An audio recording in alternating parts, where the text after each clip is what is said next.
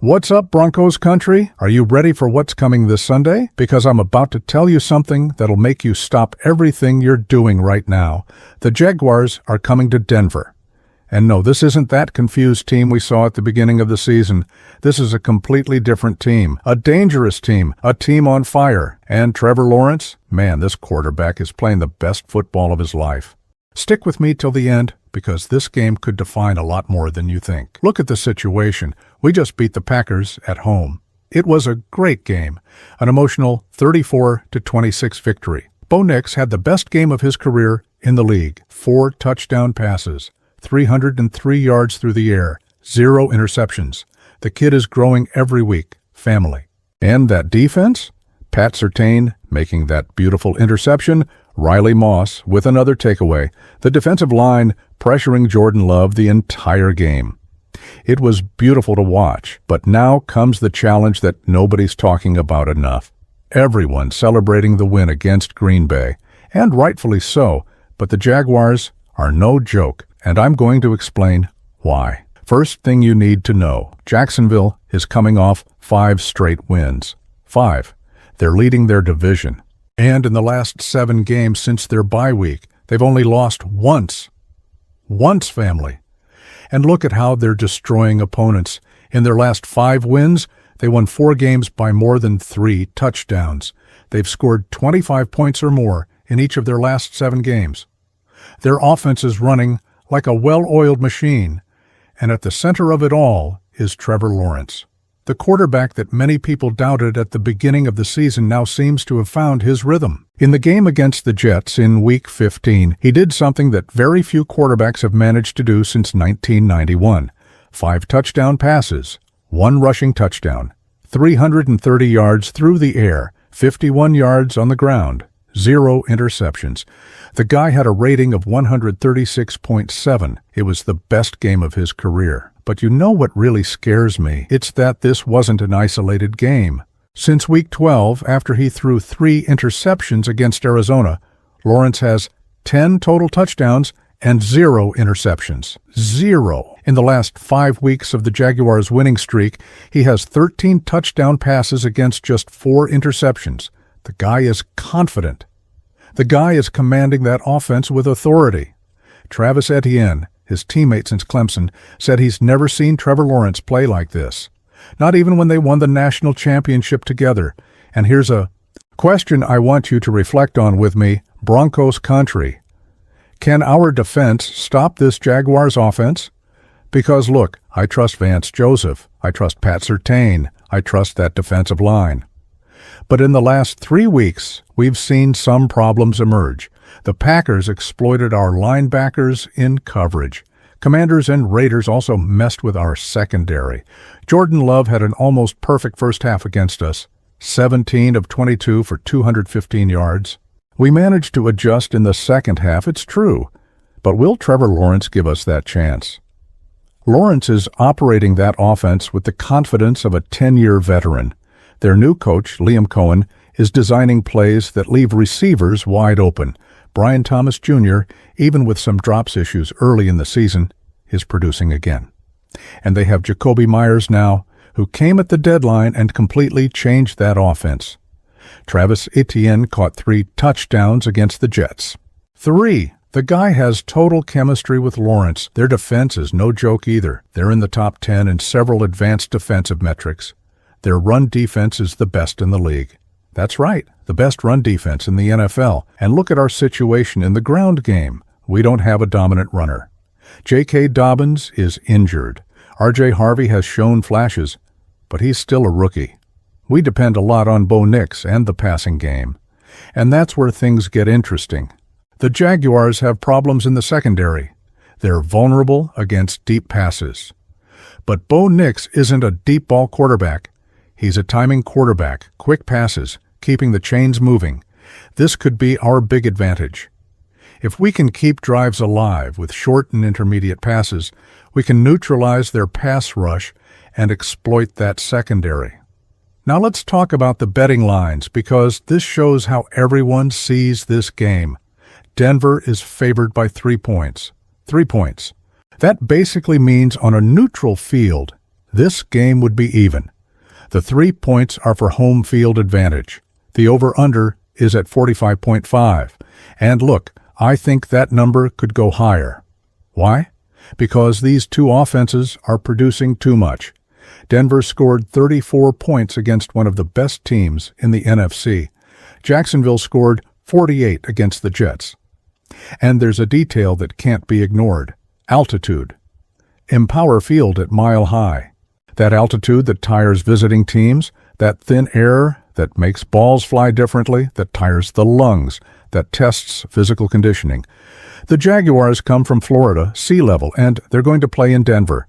This could make a difference in the fourth quarter. But we can't underestimate Jacksonville. Their coach, Liam Cohen, has already said they know the size of the challenge. He acknowledged that Denver is a very high-quality opponent. But he also said his team wants to continue raising the standard of performance, practice, and preparation. This is a team that isn't satisfied just winning. They want to dominate. And look at the importance of this game for both sides. For Jacksonville, it's a chance to show they're real playoff contenders. They lead the division by just one game over the Colts and Texans. They can't slip. A loss here could completely change their season's narrative. For us, man, we need this win to keep alive the dream of the first seed in the AFC. Every win counts. Every game is decisive. We're 12-2, undefeated at home, 7-0, playing at Mile High, 11 straight wins. This is the best Broncos streak in years, and the atmosphere in the stadium is going to be electric. After that win against the Packers, with that pre-game scuffle, with Alex Singleton getting pushed and the entire team responding, the energy is sky high. If you're true Broncos country, subscribe to the channel now so you don't miss a single play of this journey to the playoffs. Bo Nix is evolving week after week. Against the Packers, he distributed passes to 4 different receivers on 4 touchdowns. Michael Bandy, Lil Jordan Humphrey, Cortland Sutton, Troy Franklin, everyone participating. That shows maturity. That shows field reading. That shows he's not forcing the ball to a single receiver. He's spreading the game, getting everyone involved, keeping the opposing defense honest. And Cortland Sutton? The man is having an exceptional season. 63 receptions, 886 yards, 6 touchdowns. He's our number 1 receiver, our safety valve, the guy Bo Nix looks for in decisive moments. Against the Packers, he had that 42-yard pass that changed the momentum of the game. He had the 14-yard touchdown. Sean Payton trusts him. Bo Nix trusts him. And we need him playing at this high level against Jacksonville. The offensive line also deserves credit. They gave Bo Nix time to work. They opened holes for the runners. They're playing as a cohesive unit. And against a strong pass rush like the Jaguars, they'll need to be even better. Trayvon Walker, that Jaguars defensive end, is a force of nature. The guy is explosive, technical, disruptive. Our line will have to be on point. Defensively, we know what to expect. Pat Surtain will probably cover Brian Thomas Jr. or Jacoby Myers. PS2 is the best cornerback in the league. His interception against the Packers was his first of the season, and he picked the perfect moment to do it. Riley Moss also got an interception. This secondary, when it's in playoff mode, is suffocating. Jonathan Cooper and Zach Allen on the defensive line are playing great. They're generating pressure. They're collapsing the pocket. If they can throw Trevor Lawrence off his rhythm, force him out of the pocket, make him make rush decisions, we have a chance to force mistakes. Because as confident as Lawrence is, he still has a tendency to force balls when he's under pressure. The linebackers are a concern.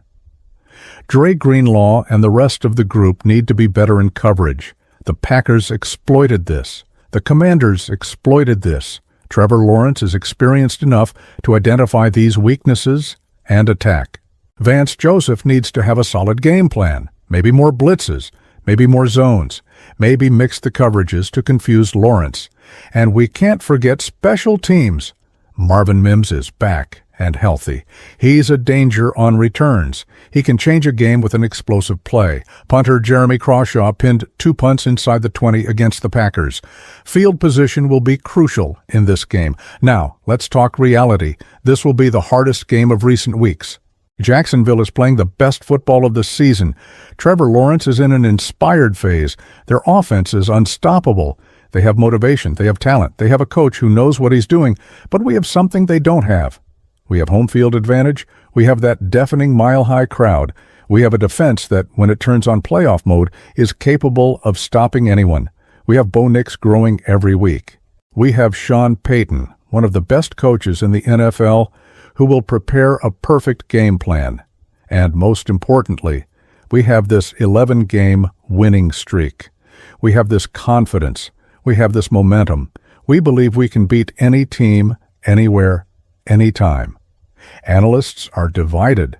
Some think Denver wins easily because of home field advantage. Others think Jacksonville has the offense to surprise.